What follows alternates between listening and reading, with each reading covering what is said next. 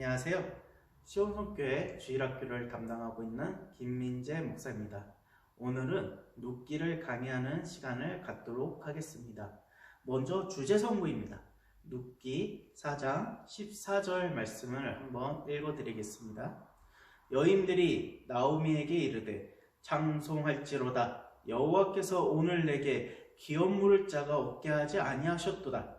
이 아이의 이름이 이스라엘 중에 유명하게 되기를 원하노라.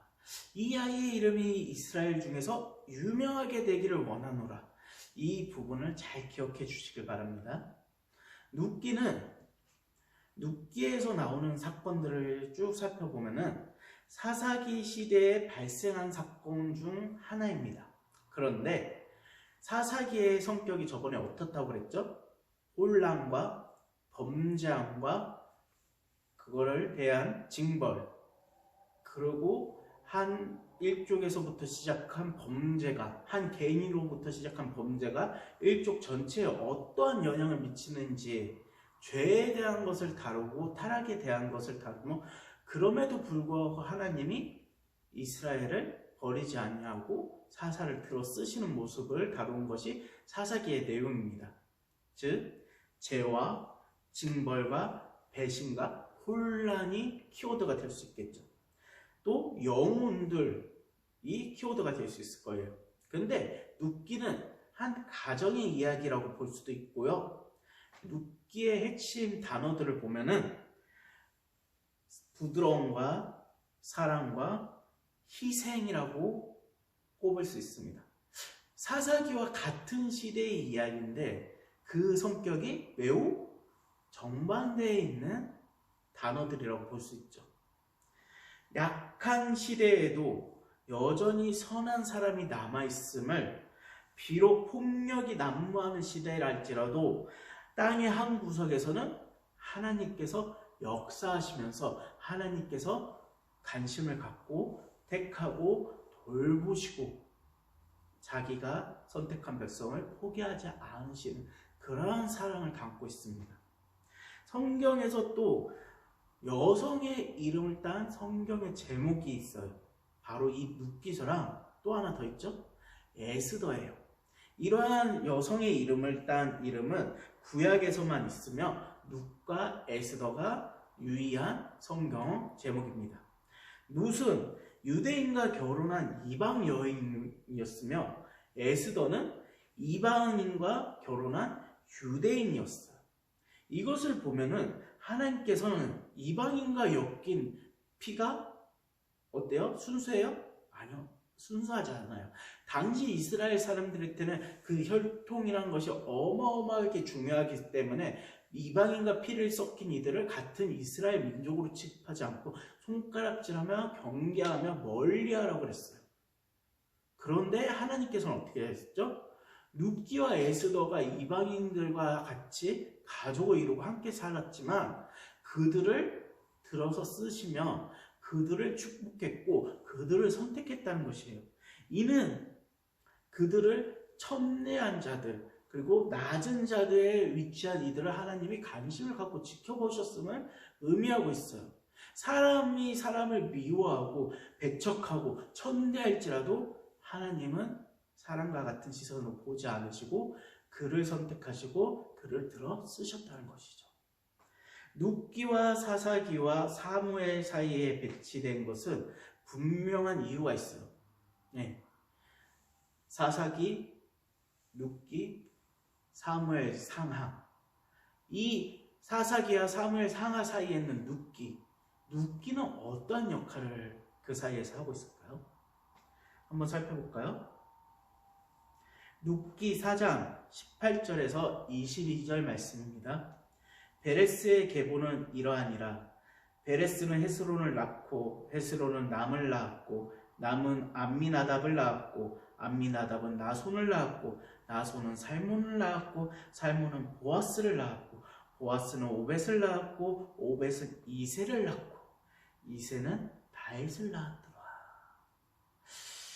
이 부분을 잘 보시면은 바로 다윗 왕가의 피가 어디로부터 이어졌는지 알 수 있는데 룻이 다윗의 조상이 된 부분이 여기에 나오고 있다는 것이에요. 그렇기 때문에 왕이 없는 시대의 사사기와 왕이 없이 혼란한 시대의 사사기와 왕을 뽑고 왕으로서 통치되는 하나님께 택함 받고 하나님의 기름 부음 받은 왕이 나라를 다스리게 되는 하나님의 나라가 완성된 사무엘서와 그 사이에 연결된 눕기가 다윗 왕가의 피가 어디에서 왔는지 보여주고 있는 연결점이 있다는 것이죠. 신명기 23장 3절에 보면 이스라엘 회중 가운데서는 모압 사람은 10대까지 제해가 됐다고 했어요. 그런 와중에 하나님은 그 모압 여인, 제해된 사람들, 모압 여인 누수로 하여금 그리스도를 세상에 보내는 지상 가족의 한 구성원이 되도록, 조상이 되도록 선택하셨어요. 눕기는 시작이 장례식으로 시작되어서 결혼식으로 끝나는 구조를 갖고 있어요. 기근으로 시작해서 충만함으로 끝납니다. 시어머니에 대한 룻의 사랑과 말씀에 순종하는 의지가 그녀를 슬픔에서 기쁨과 은총이 가득 넘치는 삶으로 이끌어냈다는 것이에요. 1장에서는 그녀가 한 결심이 그녀의 미래를 결정짓는 결정적인 단서가 됩니다. 올바른 결정을 한다는 것이 얼마나 중요한 건지 1장에서 보고 있어요. 룻기가 어떻게 결정을 했죠? 이방인의 생활 방식을 따르지 않고 하나님을 쫓는 삶을 살기로 했어요. 근데 만약에 룻이 이방인들의 삶을 그대로 답습해서 이방인으로서 그냥 살았다면 어떻게 됐을까요? 다윗 왕가의 조상이 되는 일이 없었을 것입니다. 하나님의 선택을 받는 일이 없었을 것입니다. 그렇기 때문에 선택이 중요하다는 것입니다. 그렇기 때문에 우리가 무엇을 믿느냐가 중요하다는 것입니다. 우리가 무엇이 진리고 우리가 무엇을 의지해야 되고 우리가 무엇을 믿어야 하는지 여기 눕기에서 알려주고 있다는 것이죠. 자, 눕기는 이러한 내용을 담고 있는데 여기에서 세 가지 교훈을 발견할 수가 있어요. 첫 번째 교훈은 애언적 교훈이라고 했습니다. 1장에서 이스라엘은 하나님의 뜻에서 벗어나 있는 것을 보여주고 있습니다. 타락한 모습이죠. 하나님의 징계로 괴로움을 당하고 있는 와중이에요. 죄의 대가를 치르고 있습니다. 이때 하나님은 이방인인 룻을 다루어서 이방인인 룻을 선택을 하셨죠. 이스라엘의 제약 가운데 있을 때, 형벌을 당할 때. 이것은 마치 오늘날 하나님께서 이방인들 중에서 주의 이름을 위하여 백성들을 불러내고 백성들을 이끌어내고 선택하여 일꾼으로 쓰시는 것 같은 모습을 발견할 수가 있어요. 우리도 어떻게 보면은 이스라엘에서 하나님의 선택한 백성에서 이방인이에요. 그러나 요즘 시대는 어떻죠? 그 이방인이라고 할지라도 하나님께 믿음을 고백하고 하나님에 대한 말씀을 공부하고 하나님의 인생을 바치면은 하나님의 가르침을 따르면은 하나님이 그를 들어 쓰신다는 거예요. 이것이 룻의 모습입니다. 룻기의 교훈입니다. 나오미의 축복은 룻이 결혼한 후에 찾아왔는데 이와 마찬가지로 이스라엘은 그리스도와 그의 교회가 연합한 후에 회복될 것이며 축복을 받게 되는 모습을 예표하고 있어요. 룻은 미래를 예표하고 있는 예언서적 모습을 띠고 있는 것이죠. 모든 구약 성경이 그래요. 예언서적인 면이 있어요. 언약적인 면이 있어요. 그것을 우리가 찾으면서 읽어보아야 할 줄 믿습니다. 두 번째 교훈을 볼까요?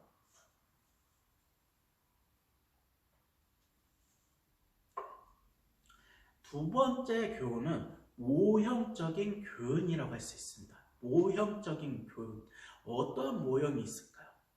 보아스는 그리스도의 모형적 모습을 갖추고 있다고 합니다.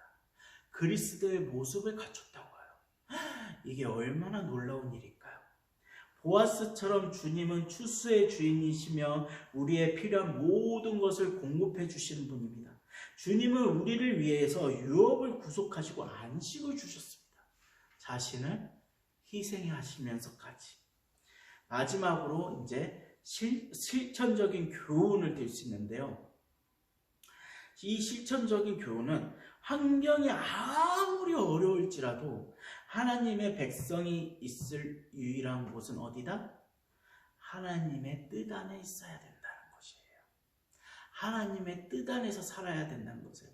고난과 어려움이 역경이 있어 할지라도 삶을 포기해서는 안 되고 모든 것을 내려놓아서는 안 되고 정이 들면 하나님을 의지하고 하나님을 따라 살면서 하나님만 바라보고 살라는 것이에요. 하나님의 뜻 안에서 벗어나지 말라는 것이에요.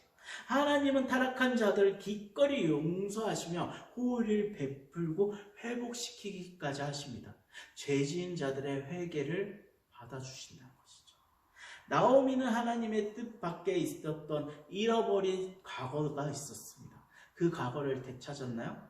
아니요. 그 잃어버린 과거들을 되찾지는 못했어요. 하지만 하나님의 허락하심 안에 기쁨을 얻었고 그것을 간증할 만한 삶을 누리게 됐다는 것이죠. 자, 이제 강의를 마치면서 한번 정리를 해드리겠습니다.